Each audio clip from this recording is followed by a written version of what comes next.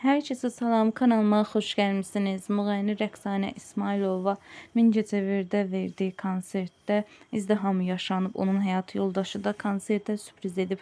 Həmin görüntülər izləyicilər tərəfindən maraqla qarşılanıb. Sözü gedən foto və videoları sizlərə təqdim edirəm.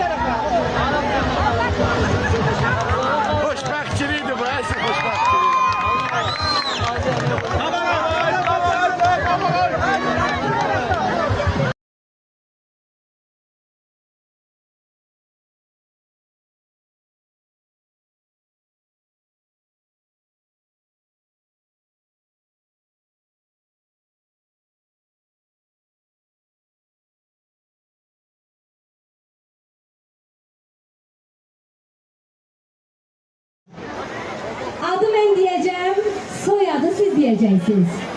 Ben Rəqsanə, siz İsmailova. Hazırıq? Rəqsanə! Rəqsanə! Ve gürültülü alkışlarla Rəqsanə!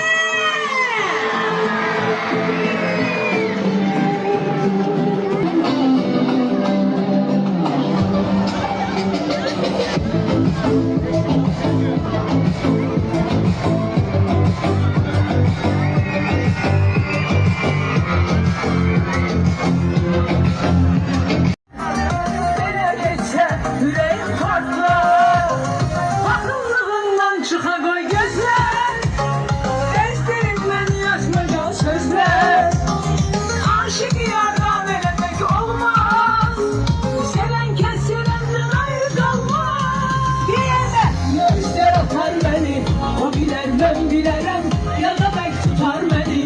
Hobiler ben bilerem ya ister atar beni.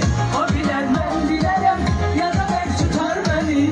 Hobiler ben bilerem.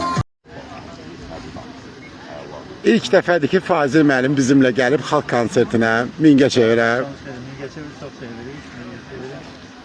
Cəmaatını da çox. Ben elə bildim ki...